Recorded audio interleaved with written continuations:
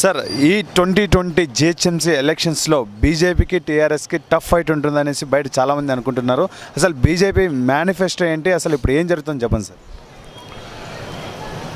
మొట్టమొదటగా ఖైరతాబాద్ డివిజన్ సోదరులందరికీ కూడా జై శ్రీరామ్.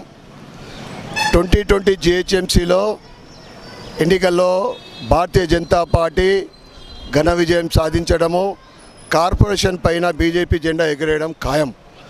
గత 3 రోజుల నుండి మేము నిజామాబాద్ నుండి సుమారు 50 మంది నాయకులు, కార్యకర్తలము, కార్పొరేటర్లము కలిసి ఇక్కడ ఈ డివిజను అధ్యక్షులు, కార్యకర్తలు, ఇక్కడ ఉన్న పెద్దలతోటి, నాయకులతోటి కలిసి ప్రచారంలో మేము పాల్గొంటూ ఉన్నాం. ఎక్కడ చూసినా భారతీయ జనతా పార్టీకి బ్రహ్మరథం పడతా ఉన్నారు. ముఖ్యంగా టీఆర్ఎస్ పైన వ్యతిరేకత, వాళ్ళు చేసిన అట్టర్ ఫ్లాప్ పనులు, భారతీయ జనతా పార్టీ నరేంద్ర మోడీ గారి పైన అభిమానము, వారి ముందు తరము భద్రంగా ఉండాలంటే, హిందూ ధర్మం భద్రంగా ఉండాలంటే భారతీయ జనతా పార్టీకి ఓటు వేయాలని ఖచ్చితంగా వాళ్ళు డిసైడ్ అయిపోయినారు. ఈసారి తప్పకుండా కార్పొరేషన్ పైన భారతీయ జనతా పార్టీ జెండా ఎగరడం ఖాయం. టీఆర్ఎస్ ప్రభుత్వము గత 5 సంవత్సరాల క్రితము జిహెచ్ఎంసీ ఎన్నికల్లో ఇచ్చిన హామీలు అన్నీ కూడా అట్టర్ ఫ్లాప్, ఏది కూడా నెరవేర్చలేదు. ముఖ్యంగా ఈ మధ్యన కోవిడ్ నియంత్రణలో పూర్తిగా ఫ్లాప్ అయింది టీఆర్ఎస్ ప్రభుత్వము. ఎందుకంటే భారతదేశం మొత్తం ఆయుష్మాన్ భారత్లో ఇక్కడ ఆరోగ్యశ్రీ ఉంది. దేశవ్యాప్తంగా కరోనా వ్యాధి నివారణకు ఏదైతే ఆయుష్మాన్ భారత్లో అది యాడ్ చేసింది, ఇక్కడ ఆరోగ్యశ్రీలో కలపలేదు. దాని కారణంగా మధ్యతరగతి, బిలో మధ్యతరగతి వాళ్ళు అనేక మంది ఆర్థికంగా దెబ్బతిని రోడ్డున పడే పరిస్థితి ఏర్పడ్డది. అదేవిధంగా ఇంటింటికి ఉద్యోగం అని చెప్పి ఈరోజు 1,00,000 పైన ఉద్యోగాలు ఖాళీ అయితే కేవలం 35,000 ఉద్యోగ భర్తీ చేసిండ్రు. యువకులంతా కూడా ఈరోజు నిరుద్యోగంగా ఉండి వారి కుటుంబానికి భారంగా తయారైనరు. నిరుద్యోగ భృతి అని గత 2018 అసెంబ్లీలో ఎలక్షన్లో ఆయన చెప్పడము, ఇప్పటి వరకు నిరుద్యోగ భృతి ఇవ్వడం జరగలేదు. మొన్నటికి మొన్న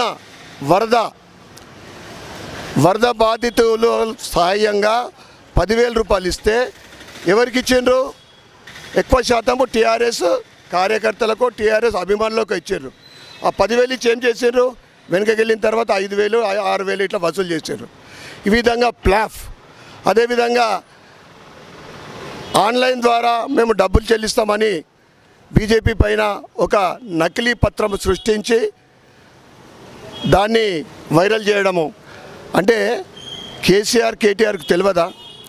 ఎన్నికల కోడ్ వచ్చిన తర్వాత ఇటువంటి పనులు చేయొద్దు.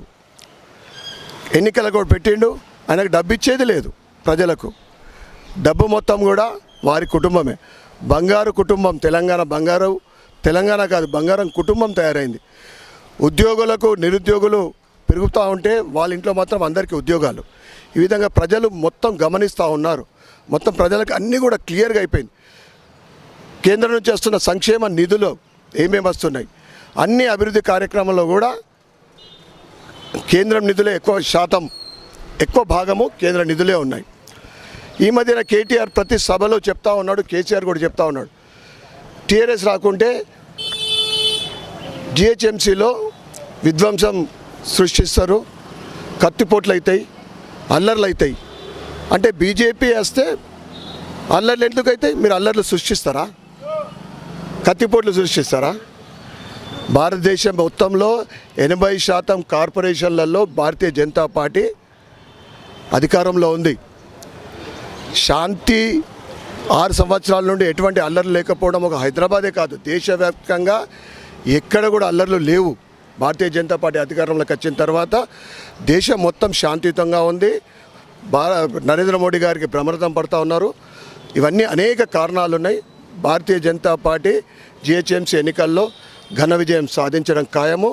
ఖైరతాబాద్ డివిజన్లోని 7 డివిజన్లు కూడా, ఖైరతాబాద్ ఎమ్మెల్యే పరిధిలోని 7 డివిజన్లు కూడా భారతీయ జనతా పార్టీ విజయం సాధించడం ఖాయం. సార్ కేటీఆర్ గారి మాటలు రోడ్ షోలు చూస్తుంటే ఆయన మాటలు జనాలు వినే పరిస్థితిలో ఉన్నారంటారా లేరంటారు?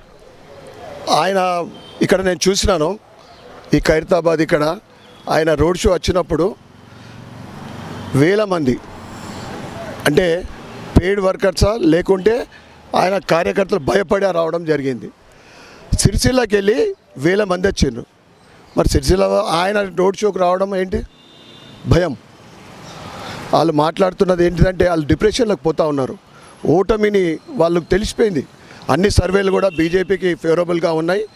ఓటమి అని ఖచ్చితంగా మేము ఓడిపోతున్నామని తెలిసి వాళ్ళ మాటలలో ఆ విధమైన మాటలు మాట్లాడుతూ ఉన్నారు.